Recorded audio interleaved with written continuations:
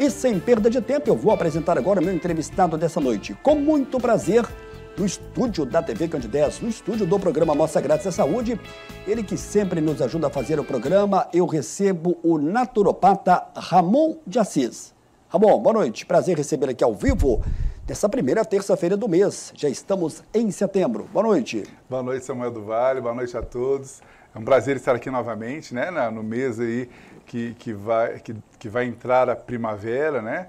É o mês aí realmente da vegetação e a gente espera, né, que a natureza venha com toda aquela força para rebater aí, né, a toda a destruição que as queimadas vêm fazendo, né? E tá causando um prejuízo ecológico, né? Prejuízo também financeiro, assim, várias questões, né, do meio ambiente. Com certeza. A semana passada não teve como a gente colocar aqui a chamada do Ramon, acabou dando um probleminha e não entrou. Nós iríamos até abordar outro tema, né, que é ligado à questão da reeducação alimentar, da dieta. Nós vamos falar hoje sobre a questão da mudança de hábito, que também está inserida dentro desse tema. Nosso tema já está na tela, você pode participar conosco, é um tema muito abrangente e quando se fala de mudança, a palavra por si só, mudança, já causa muito incômodo. Mas é uma mudança necessária, é uma mudança que pode render frutos. Ô Ramon, a mudança de hábito, ela é sempre um pouco mais difícil quando a gente fala na questão da promoção da saúde? Então, Samuel, como você mesmo disse, é um assunto muito complexo, mas a gente vai tentar abordar hoje de uma maneira mais leve, né?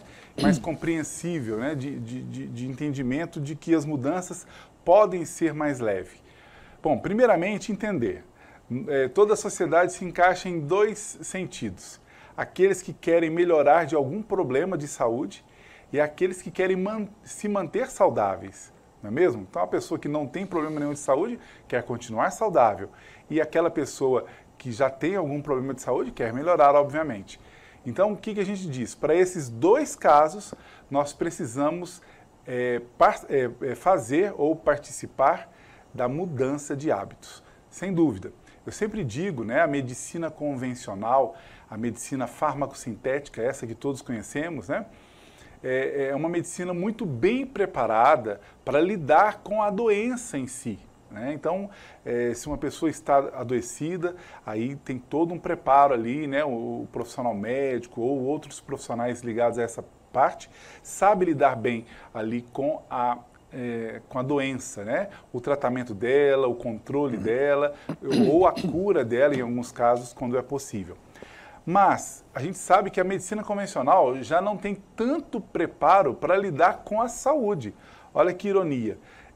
Eu digo isso porque muitas vezes uma pessoa que está ali, que tem, por exemplo, exames, né, faz exames periódicos e leva ali ao profissional que está acompanhando ele, e os exames estão dando sempre bons, sempre dentro das referências, né? Tá tudo certinho.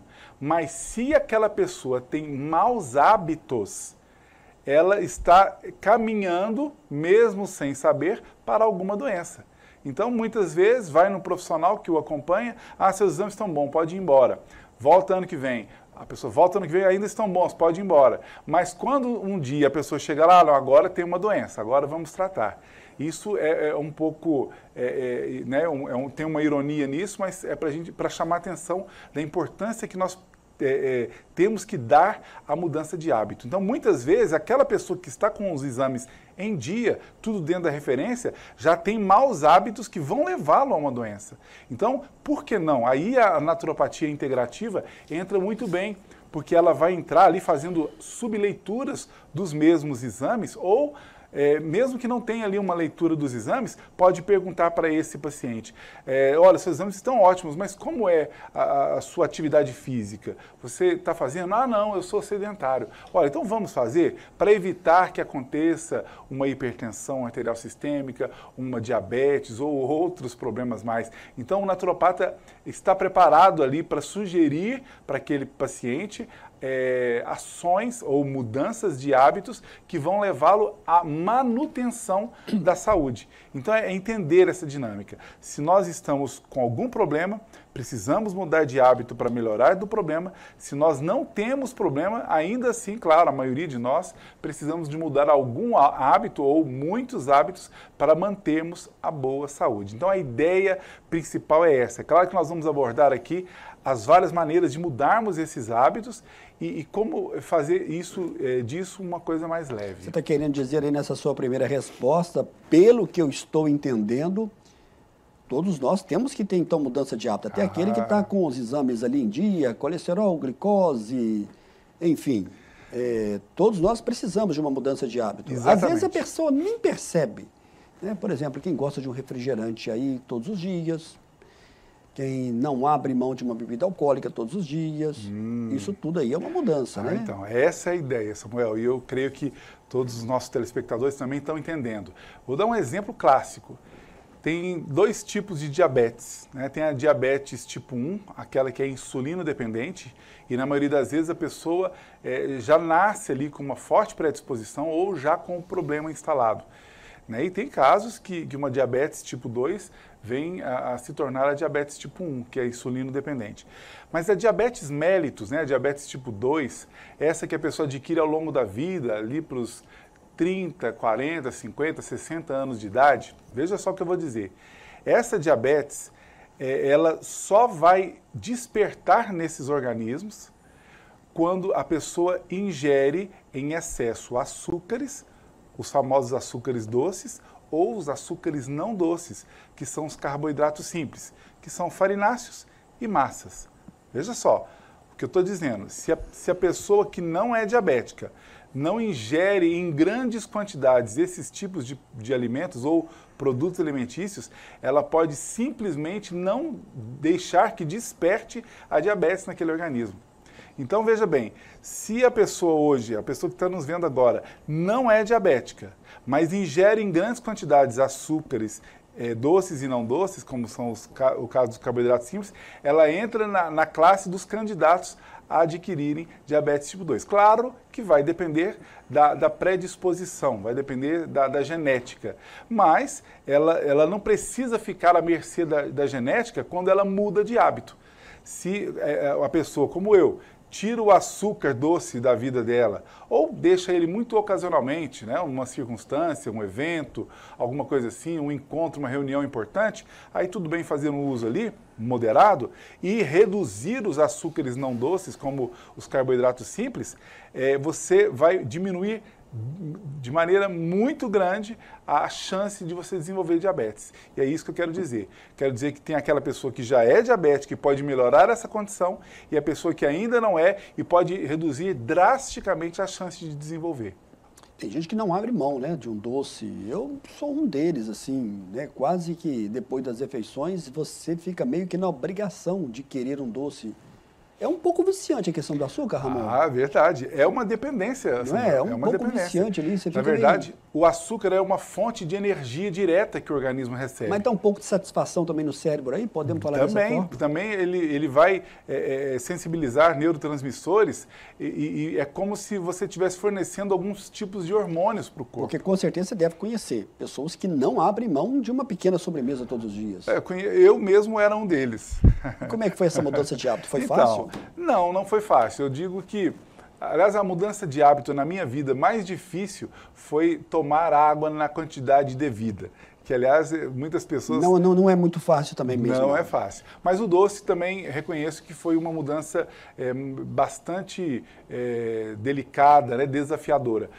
Mas a gente colhe os frutos disso, né? E hoje entender que o que eu tinha pelo doce era uma dependência dele, né? E hoje não ter essa dependência, eu continuo, né? Tem pessoas que deixam o doce e falam, nossa, hoje eu não suporto o doce. Não é o meu caso. Eu deixei o doce e ainda aprecio o doce, mas eu não tenho a dependência dele. Se eu como o doce aí numa ocasião específica, eu não fico querendo novamente ele no dia seguinte. E enquanto a pessoa que tem essa dependência, ela sente falta, como você disse, depois de um almoço, depois de uma refeição de sal, ela fica querendo ali, de uma maneira muito forte, algo doce para poder compensar, né? Dizem aí a maioria das pessoas. Mas, na verdade, são mudanças que a gente precisa fazer. E essas mudanças, já abrindo um pontinho muito importante, Samuel, que eu gosto de frisar, passa muito pelo âmbito psicoemocional, né? Quando a gente coloca, por exemplo, é o caso de muitas pessoas que se deparam de repente com uma diabetes, já que a gente está citando esse exemplo aqui. Aí vai lá no profissional médico e fala, olha, você está diabético. Então é um choque muito grande. E isso acaba traumatizando a pessoa, né? Aí o médico diz, olha, a partir de hoje, 0 açúcar, 0 isso, 0 aquilo. Então a pessoa tem ali um problema novo, né? Ela já está ali com um problema biológico, mas ela também vai passar a ter um problema psicológico, que merece até um bom acompanhamento, né? Nesse caso. Então, eu prefiro, quando a gente não tem já o problema instalado, quando a gente decide mudar, né, o hábito antes de ter um problema, fica tudo mais fácil. Eu sempre coloco para mim, ao invés de colocar, por exemplo, eu me proíbo disso, eu não vou mais comer açúcar, né? Eu prefiro tomar a postura, eu escolho não comer açúcar, né? Porque não é uma proibição. Quando não é uma proibição, fica mais leve. Então, uma das estratégias que a gente propõe para quem está nos assistindo agora e sabe que precisa de mudar de hábito, coloca assim, eu escolho. Né? Antes que eu me torne, na família eu já tenho casos de diabetes. Então, antes que a diabetes chegue e você fique proibido de comer doce, se permita, vez ou outra, escolhendo não comer doce todos os dias. É uma decisão madura, é uma decisão adulta, sobretudo. Eu costumo dizer também que quem quer escolher o que é mais gostoso são as crianças, né? Elas não têm esse discernimento. Mas os adultos sabem que precisam comer o que eles precisam, né? E não o que eles gostam. Então, nós temos que agir aí de uma maneira mais madura para tomar essa decisão. E sendo assim, como é o meu caso, eu não sendo proibido do doce, por não ter nenhum problema relacionado a ele, vez ou outra, numa ocasião especial, numa reunião, num evento, numa reunião de família, por que não fazer uso ali, né, junto de todo mundo, mas aí é muito bem controlado. A Elisa está mandando aqui uma mensagem, ela mora no bairro Bom Pastor, um abraço a todos no bairro Bom Pastor, o programa Amostra Grátis à Saúde, ele é ao vivo. Ela pede para você falar principalmente sobre a questão da mandioca, batata e outros legumes que podem ajudar na questão da elevação da glicose. Eles devem ser proibidos mesmo quem não tem diabetes? Obrigado a todos aí do bairro Bom Pastor, participando aqui do programa Amostra Grátis da Saúde. Elisa, um abraço realmente para todos aí do bairro Bom Pastor. Então, aproveitando a última fala que eu disse agora, né, ao invés de se proibir desse tipo de alimento que realmente tem uma carga e muitas vezes um índice glicêmico alto, né, que pode impactar negativamente na elevação da glicemia, você pode escolher outros alimentos, né, mais cotidianamente, que não tem esse impacto tão grande. Por exemplo, Ramon, o que a gente pode fazer? Ovos. Lembrando, por exemplo, batata, mandioca, tem algum outro legume ou verdura que você sim. acha que deve ser evitado, que pode causar esse impacto na questão da glicose? Então, na parte de carga glicêmica, a carga glicêmica é a quantidade que esse alimento entra na corrente sanguínea, o impacto que ele traz de elevação da glicemia. Então, alimentos que são muito semelhantes. O açúcar doce é semelhante, por exemplo, ao macarrão, é semelhante ao angu, é semelhante à batata inglesa, né? É semelhante à mandioca, como a Elisa citou. Esses alimentos têm uma carga glicêmica e um índice glicêmico. O índice é o tempo que esse alimento vai demorar para entrar na corrente sanguínea. Você falou da batata inglesa, tem outra batata que pode não causar isso? Batata doce. A batata doce, por incrível que pareça, apesar do sabor doce, ela tem um índice glicêmico, ou seja, ela entra muito devagar na corrente sanguínea. É uma estratégia maravilhosa para os diabéticos ou para quem quer prevenir a diabetes. Inclusive até purê de batata doce também pode ser. Por exemplo, também, né? Então tem estratégias. Outras estratégias que podem ser adotadas, num alimento de carga glicêmica e índice glicêmico alto, você pode ingerir junto ali uma proteína. A proteína também faz com que esse alimento vá entrando lentamente na nossa corrente sanguínea, tirando um pouco o impacto de tudo isso. Hoje, estudos mostram que até a inversão da ordem dos alimentos que a gente ingere pode ter um impacto positivo também, né? Por exemplo, num almoço, né, você preferindo comer ali o que não tem esses açúcares doces e não doces, né? Por exemplo, escolhendo comer as verduras folhosas primeiro, as proteínas, proteína animal como carne ou ovos ou peixe, né? Primeiro. E por último, o carboidrato como arroz e feijão, você inverte e você vai ter um pico glicêmico menor do que comer invertido isso, o arroz primeiro, né? É um exemplo disso. Então, é escolher mudar de hábito. Isso que a gente está falando aqui, é claro que é uma questão mais técnica do ponto de vista nutricional, mas qualquer naturopata, qualquer nutricionista pode nos orientar adequadamente, né? O naturopata com apenas orientações, o nutricionista com dietas adequadas a cada caso, a depender ali, né, das necessidades daquele organismo. Então, entender que nós temos que fazer escolhas para que, né, as mudanças de hábitos para que a gente se mantenha saudável ou para que melhore de alguma condição. Bacana, eu vou ter que chamar o nosso primeiro e breve intervalo. Você pode continuar participando conosco, eu já tenho aqui outras perguntas, além da mensagem que acabamos de ler aqui da Elisa, do bairro Bom Pastor. No próximo bloco nós vamos continuar com a questão da mudança de hábito. E essa mudança, ela deve ser apenas provisória ou deve ser uma mudança definitiva e eficaz diária? É que o Ramon vai responder no próximo bloco. É o nosso primeiro e breve intervalo. Daqui a pouco a gente volta na sequência do programa de hoje. E hoje eu estou tendo o prazer de receber Ramon de Assis, naturopata, expoente nome da naturopatia aqui da nossa região. Mudança de hábito é o nosso tema de hoje. Tema dificílimo na questão, mas não é impossível e pode trazer resultados positivos. A mudança de hábito, ela deve ser permanente, diária, ou ela pode ser apenas uma questão provisória? É o que o Ramon vai responder agora, Ramon. E a questão da mudança provisória? Então. Muita gente quer mudar apenas uns 2, 3 primeiros. Eu vou te citar aqui um exemplo que aconteceu comigo. Sim. Eu tive uma questão de cálculo renal, e isso já tem muitos anos. O primeiro episódio, perto aí de uns 22 anos atrás.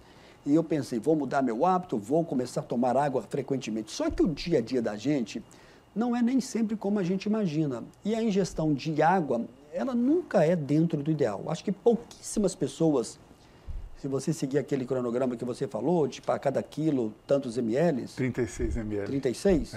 Algumas pessoas falam 35, outras falam 40, né? Mas está dentro dessa faixa aí. Sim.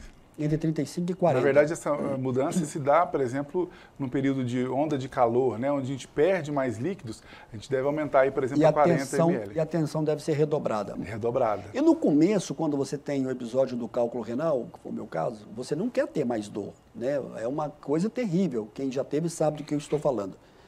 Mas aí vai nos 3 primeiros meses, 6 primeiros meses. Aí depois você dá uma relaxada. E não deve ser assim, né, Ramon? É verdade. Como eu disse ainda há pouco, um dos hábitos mais desafiadores para mim foi aumentar a ingestão de água. E né? você faz aí a questão dos 36 ml aí por quilo? Na maioria dos dias. Só Bacana. Realmente nos dias mais corridos, né? Que a gente Aquela não tática chega da na garrafinha, meta. ela funciona bem, né? A gente tem que levar. Muito bem, né? Para mim foi importantíssimo. Enquanto a água ficava escondida, né? Você não ou lembra? lá num filtro, ou lá num galão, a gente não se lembra, né? Mas quando a garrafinha está ali num lugar que você vê toda hora, é uma estratégia muito legal de adotar da questão da água aí. Mas realmente é desafiador porque pessoas, né, que podem ter menos sede, e isso vai se agravando com a idade, né, à medida que vai passando o tempo, a tendência é que nós tenhamos menos sede, aí dificulta tudo.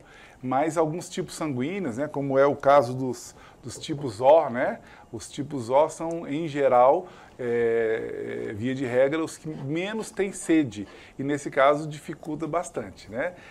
Mas é um desafio muito importante. E talvez a primeira mudança de hábito, viu, Samuel, que eu proponho para as pessoas é a mudança da quantidade de água.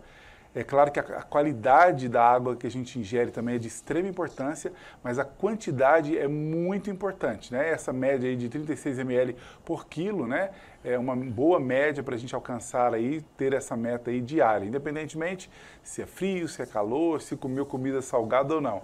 A meta deve ser batida. Bom, entender, de acordo com a sua pergunta, entender que existe uma diferença, né? O conceito aí de dietas, por exemplo, é diferente da reeducação alimentar. A reeducação alimentar é, sim, uma mudança de hábito, né? A dieta nem sempre. Quando a gente tem a ideia disso que seja provisório, né? Eu falo muito, por exemplo, no caso do emagrecimento. Muitas pessoas, eu quero emagrecer. Aí a pessoa reduz ali, às vezes até por conta própria, né, sem um acompanhamento profissional, reduz ali a quantidade de comida que ingere, faz atividade física. Aí ela alcança o objetivo, digamos que ela alcance o objetivo. Alcançou o objetivo.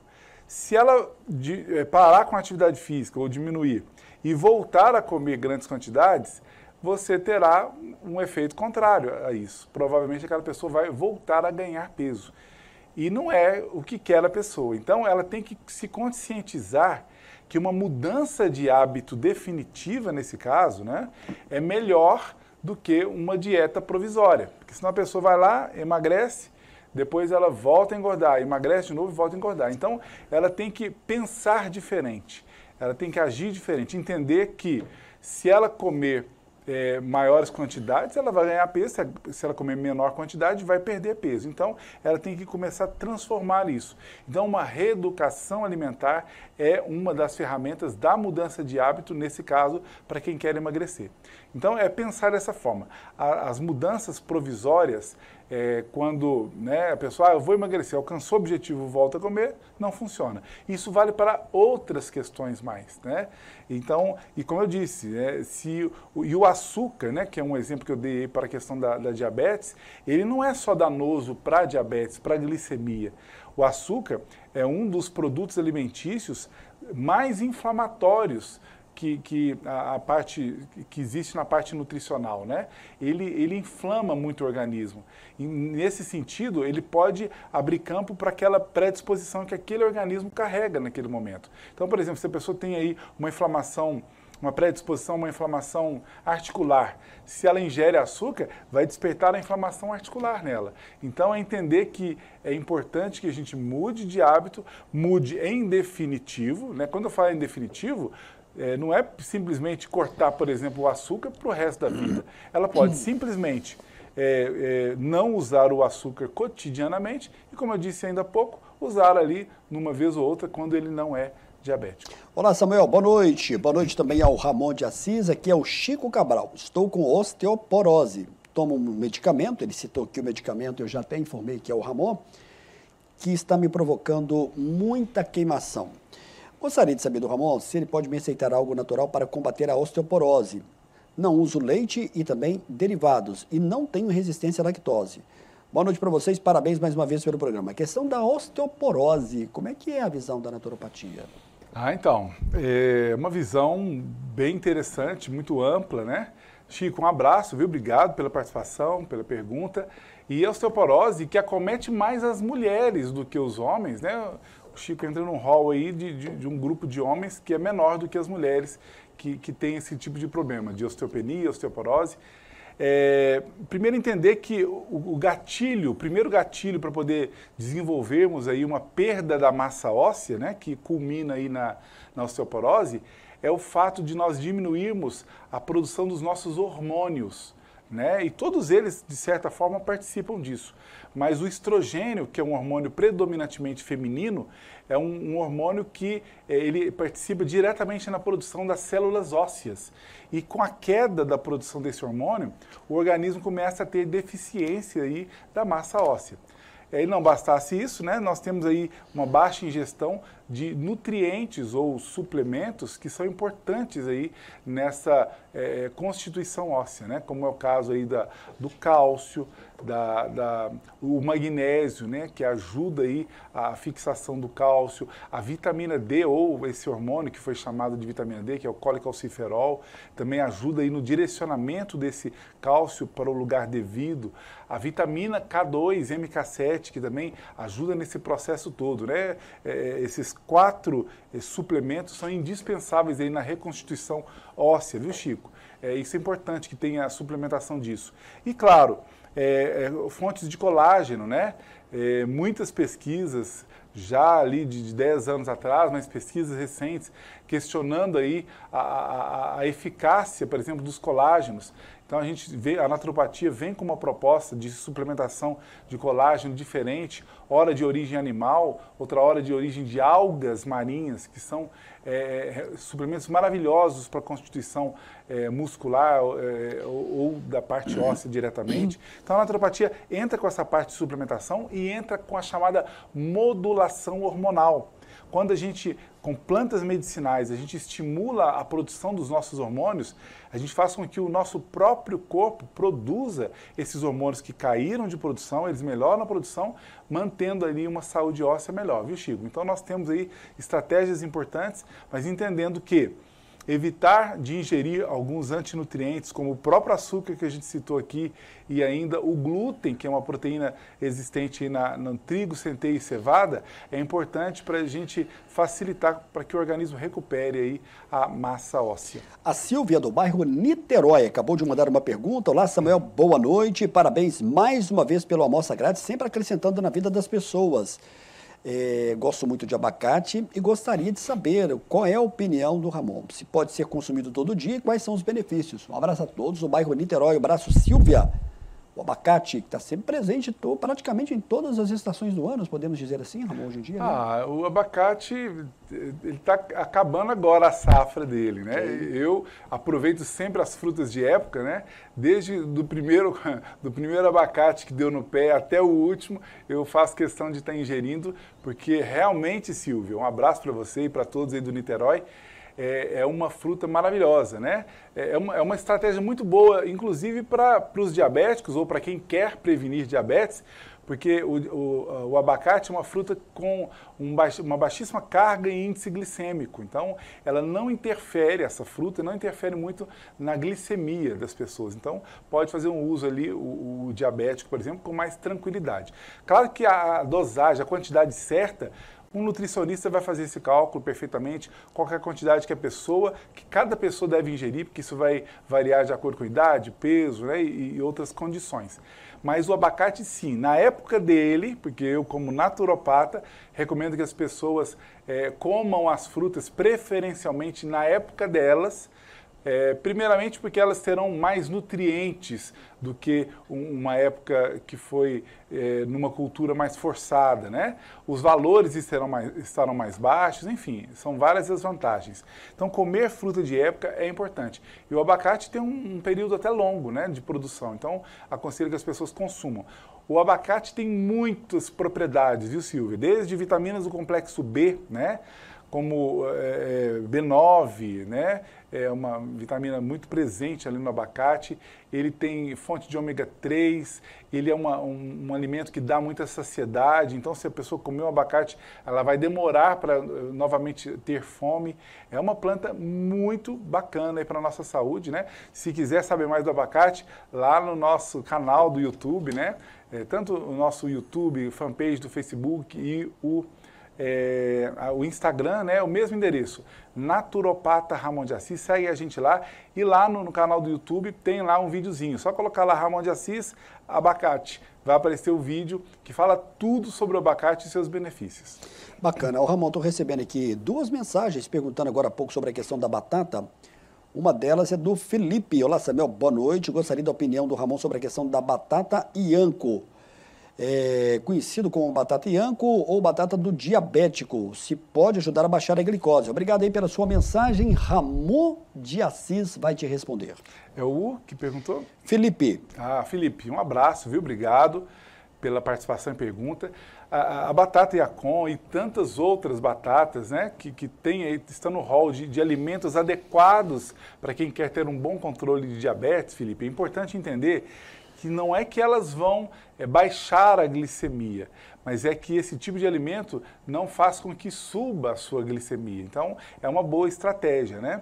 Quando se trata de uma diabetes mellitus, a diabetes tipo 2, quando existe uma resistência insulínica ali do pâncreas, né? Significa que este órgão foi muito exigido e é um órgão que está com dificuldade da produção de insulina.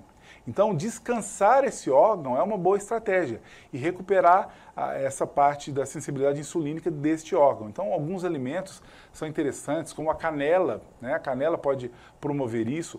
A beterraba crua, que apesar de outrora ser condenada para diabéticos por ser adocicada, por ser debaixo da terra, mas em quantidades devidas e crua, pode ajudar aí na recuperação do pâncreas, né? Entre outros alimentos também. Então, um bom tratamento, um bom acompanhamento pode fazer com que você se recupere bastante dessa condição, podendo ter uma vida praticamente normal. Mas não é que essa batata vai te curar, mas ela não vai te prejudicar no seu dia a dia, tendo alterações da glicemia. Na questão da prevenção da saúde, muita gente se preocupa com a questão do colesterol e eu estou recebendo aqui 2 perguntas e eu vou encaixá-las aqui para você. Perfeito. Pergunta se há a questão como fazer de maneira natural para baixar o colesterol ruim e ter ganho no colesterol bom e principalmente sobre os efeitos negativos na vida da pessoa do colesterol. Por exemplo, Samuel, pode causar um AVC? O Ramon de Assis vai tentar responder para a gente antes da gente chamar o próximo intervalo. Não identificou. Não identificou. Ah, tudo bem. Um abraço de toda forma, obrigado. Pergunta importantíssima. Primeiro entender que há décadas atrás, né, o colesterol era considerado, né, o colesterol elevado, o colesterol ruim elevado ou total elevado, era considerado um fator de risco, de altíssimo risco. Né? E hoje mudou um pouco essa perspectiva. Entender que o colesterol, quando está elevado, identificado no exame, ele indica primeiramente, né, ele é um bioindicador de que tem algo errado, de que tem algo em desequilíbrio.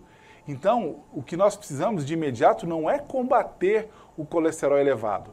É claro que se ele estiver muito elevado, pode realmente favorecer aí a doenças cardiológicas, né? Aumentar a predisposição realmente a infartos e tudo mais. Mas se não tiver elevado demais, né, o primeiro passo a ser dado é encontrar a causa dessa alteração de colesterol, que muitas vezes está ligado a algum desequilíbrio hormonal. Né? A insulina, que é um hormônio em desequilíbrio, né, no nosso sangue, faz com que o colesterol suba. O hormônio T4 da tireoide, né? Quem está com um hipotireoidismo, com uma tireoidite de Hashimoto, por exemplo, alterações tireoidianas, também vai elevar o colesterol. Principalmente as mulheres no climatério ou menopausa, né? Eu brinco e pegue 10 mulheres nessa condição, 10 mulheres, 7 ou 8 estarão com colesterol elevado. E por que disso? Por causa de um desequilíbrio hormonal. Então, quando a naturopatia, que já tem esse costume de olhar a causa dos processos, vai olhar, opa, tem algum desequilíbrio. Quando a gente ajusta aquele ponto, né, equilibra ali o fator hormonal, imediatamente o colesterol já vai se ajustando e melhorando. Agora, quando isso ainda persiste, nós temos estratégias maravilhosas para um controle natural, sem aí, efeitos colaterais no controle do colesterol. Uma delas, por exemplo, é a maçã ou o vinagre de maçã, de preferência orgânico. Ajuda muito aí no controle dos colesteróis, né, dos triglicerídeos também. Existem outras ferramentas que a gente utiliza aí e que podem ter um efeito muito bom. Mas primeiro entender que é um bioindicador e precisa ser controlado. E a naturopatia tem muitas ferramentas maravilhosas para esse controle. Muito bem. O Túlio está me avisando aqui que eu vou ter que chamar o nosso segundo e breve intervalo, vai ser o nosso último intervalo. Daqui a pouco a gente vai continuar nesse bate-papo com o naturopata Ramon de Assis, falando sobre a questão da mudança de hábito. Estou recebendo aqui várias perguntas. Eu quero aqui aproveitar e mandar um grande abraço para o Oswaldo, lá do Bar e Restaurante do Oswaldo, lá na próxima igreja do São Judas, hein? A gente sempre ressalta aqui a qualidade desse restaurante. Daqui a pouquinho a gente volta fazendo a sua pergunta, viu, Oswaldo? E você pode continuar também participando conosco. Daqui a pouco a gente volta na sequência do programa de hoje. E eu vou voltar com o Ramon de Assis, como fazer para aumentar a vitamina B12, principalmente após a cirurgia bariátrica. Um abraço, Oswaldo.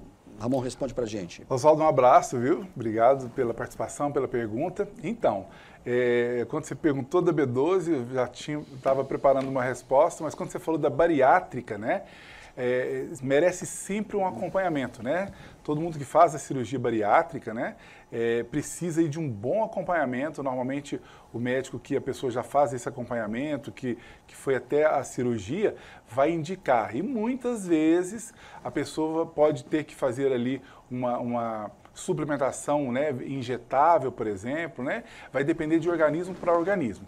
Mas quando é um acompanhamento normal, né, a gente sempre tem algumas sugestões. Primeiro que as fontes mais que nos fornecem aí quantidade satisfatória de B12 são da carne bovina, né? Então, quem ingere carne bovina com frequência pode ter ali níveis melhores de vitamina B12. É a forma mais natural e mais disponível de B12.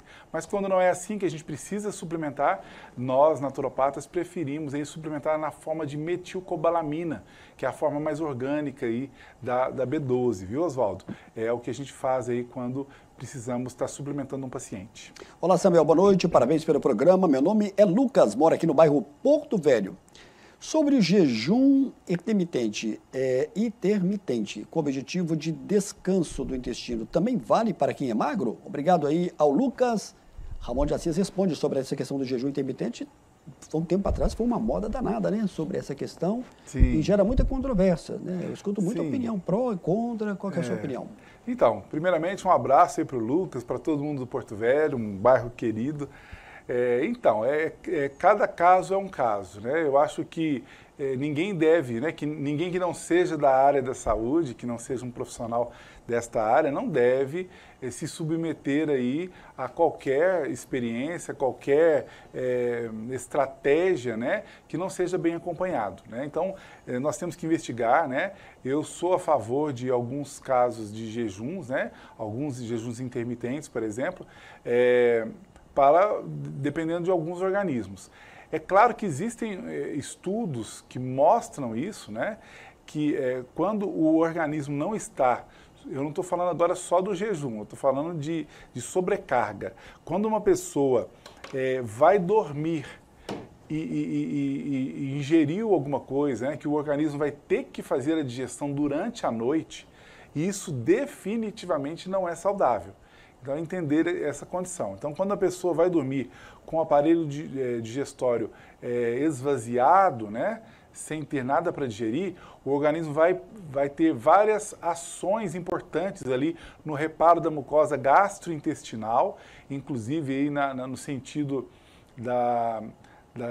do reparo mesmo, da limpeza, da apoptose, né, onde vai ali matar células fracas, células doentes, células cancerígenas, por exemplo. Então, é uma estratégia muito interessante de nós não dormirmos com a famosa barriga cheia. Isso é muito importante, viu, Lucas?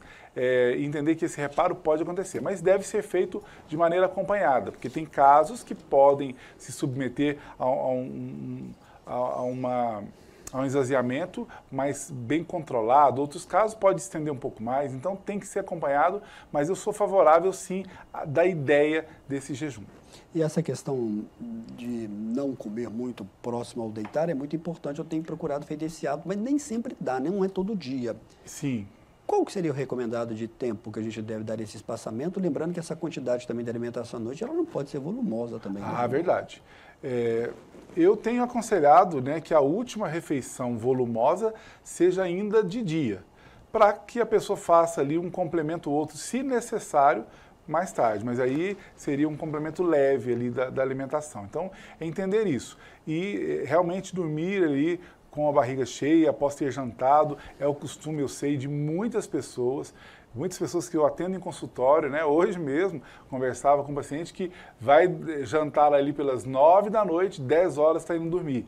E a janta não é qualquer jantinha. Então, quer dizer, isso é perigoso, isso pode trazer vários transtornos, uma sobrecarga cardíaca da pessoa, dá um pico glicêmico. Muitas pessoas podem desenvolver a diabetes tipo 2 em função disso. Então, se você não está fazendo um acompanhamento, reduza isso, passa para mais cedo essa refeição, ou consulte o profissional que te acompanha, que ele vai te aconselhar direitinho como deve ser feita essa questão. E lembrando que tem uma outra questão, você já até falou em outros programas também, que é sobre um tema que pode ajudar também na questão da perda de peso também, porque se você Sim. come menos à noite, imagino, você já falou sobre isso também ajuda na perda de peso. Com certeza, né? Comer, por que é que a gente come? A gente come para ter energia para fazer atividades. E qual é a atividade que a gente vai fazer durante a noite? A gente não gasta praticamente energia nenhuma nesse processo. Então, como eu disse, né, o organismo pode ocupar-se de fazer outras tarefas, né, de reparos nesse período da noite. Então, o ideal é que a gente coma de maneira mais volumosa de dia e evite aí não só comer muito, mas comer, por exemplo, carboidratos simples, né? Açúcares e carboidratos simples à noite. O ideal aí é uma refeição mais leve que não seja carboidrato à noite. O Ramon, duas perguntas aqui. A primeira não foi identificada, pede para você falar sobre a questão da labirintite, se tem alguma interferência na questão da má alimentação. E o Marcos aqui do Nossa Senhora das Graças. Olá, Samuel, boa noite. Pergunte ao doutor Ramon, o que eu posso usar para zumbidos no ouvido? Sofro demais com isso, é terrível. Um abraço a vocês, gosto muito do programa. Um abraço, Marcos, do bairro Nossa Senhora das Graças. Um abraço, Marcos, do bairro Nossa Senhora das Graças, né? Meus pais, que devem estar nos assistindo aí, moram ali pertinho, ali no bairro Santa Teresa. Vou responder primeiro a outra pergunta, mas linkar aí a pergunta do Marcos, né? Que também fala aí do zumbido no ouvido, que é um dos sintomas que a labirintite pode ter, né? Obrigado a você também que fez a pergunta e não se identificou. Primeiro entender que todo sufixo it, né? Gastrite, labirintite, sinusite, todas as outras ites, né? São processos inflamatórios. Então, e o que, em geral, as inflamações crônicas, ou seja, aquelas que se estendem ou aquelas que se repetem, esse tipo de inflamação normalmente é gatilhado mais pelos hábitos da pessoa. Já que o programa hoje está falando de mudança de hábito, vamos entender isso direitinho. Então, se a pessoa é mais sedentária, não faz atividade física e ingere alimentos mais pró-inflamatórios do que os anti-inflamatórios, ela vai aumentar a chance de desenvolver qualquer inflamação no corpo e vai depender da predisposição de cada um. Então, a labirintite pode ser uma das predisposições gatilhadas por um organismo mais inflamado. Mas, claro, outras razões podem ocasionar a labirintite. Dentre elas, distúrbios emocionais, né? A pessoa que passou por um momento difícil, né? Um susto, um grande susto, uma perda, um choque, perda de emprego, qualquer coisa, um término de relacionamento, pode desencadear rapidamente uma labirintite, né? E aí é um fator emocional que causou. Mas não diferentemente, pela mesma razão. Às vezes, aquele choque traumático faz com que o organismo produza mais toxinas e gerando processos inflamatórios. Então, esse é um fator que pode predispor à labirintite. A naturopatia tem diversas ferramentas ideais, adequadas para tratar a labirintite de modo crônico ou de modo agudo, né? Então, a gente tem aí muitas ferramentas, muitas plantas medicinais que tratam isso, ou mesmo alimentos que a gente propõe, viu? Até chás podem ajudar muito nesse processo. A Miriam pediu... Pode completar, perdão. Só para completar a outra do Marcos, né, sobre o zumbido. Isso. O zumbido no ouvido já pode ser o sinal de uma inflamação subclínica. Então, Marcos, entender que o zumbido pode ser um processo inflamatório não detectado em exames, né? A inflamação subclínica tem essa característica. Então, o que a gente sugere é a mesma coisa, a mudança de hábitos alimentares ou mesmo um acompanhamento, que às vezes uma indicação qualquer natural pode resolver esse problema. Muito bem. Agora há pouco a Miriam pediu aqui, Samuel, boa noite, contato do Ramon. A gente já falou aqui no começo, é bom reforçar, Rua Rio de Janeiro, que no prédio está vivo, 426, na sala 1107. Isso. Não são todos os dias, né? Claro que isso também verdade. deve ser feito o agendamento pelo 991370003, com a Rosângela, inclusive, que está aqui, né, nos acompanhando aqui. É verdade. Olha, Ramon, no final do programa começa a chegar muita pergunta, tem perguntas sobre o herpes ósseo, a gente vai deixar para a próxima entrevista do Ramon, que vai ser em novembro. Nós temos pergunta aqui sobre gordura do fígado. Eu vou anotar todas essas perguntas aqui. Já estou mandando para o meu WhatsApp também aqui para a gente fazer na próxima semana. Ô, Ramon, a gente já está caminhando para o final do programa. O grupo do WhatsApp, como é que está? Está crescendo? Está sendo produtivo? O 991370003? Bem lembrado, né? Recentemente nós gravamos até um vídeo para destinar aí a esse grupo, né? Um grupo que a gente tem muito carinho, convido a todos que estão nos assistindo, não só para nos seguir nas nossas mídias, né? Instagram, fanpage Facebook, canal do YouTube, como Naturopata Ramon de Assis. Lá a gente dá muitas dicas de saúde natural e, claro, né, orientamos aí as pessoas para como ter uma vida mais saudável. E esse grupo de WhatsApp é o Viva Melhor. Esse grupo é um grupo fechado, só os colaboradores, administradores e que postam dicas de saúde natural de diversas áreas. Nós temos nesse grupo nutricionistas, psicólogos, educadores físicos, fisioterapeutas, naturopata, homeopata, pessoas que estão ali colaborando com dicas de saúde, receitas, né? Tem gente que pergunta aí receita sem lactose, receitas sem glúten, receitas saudáveis para o dia a dia. Tudo a gente coloca nesse grupo. Então, quer participar do grupo? É só solicitar por esse número de telefone, o 991 37 0003, que já dizia o Samuel, e pedir, olha, me coloca no grupo, a gente vai colocar você, é um grupo de utilidade pública. Ramon, muito obrigado pela sua presença. Obrigado também. No outubro, a gente não vai ter aqui na primeira semana, devido à questão que vai ser uma semana pré-eleição, e muito provavelmente a TV Candidez vai fazer a utilização dessa semana aí, na terça-feira, dia 1º, no dia 2, quarta-feira, para a apresentação aí dos debates. Eu quero aqui agradecer aqui a sua presença mais uma vez. Em novembro a gente conta com você e eu vou anotar aqui essas perguntas. Perfeitamente. A gente vai anunciar aqui, a gente vai gravar, vai colocar a chamada do Ramon com bastante antecedência, viu, Ramon? Sim, no sim. final de outubro aí, a sua chamada. Perfeitamente. Anunciando a sua presença aqui conosco e já, evidentemente, com essas perguntas que não foram feitas. Muito obrigado pela sua presença mais uma vez. Obrigado também, obrigado a todos.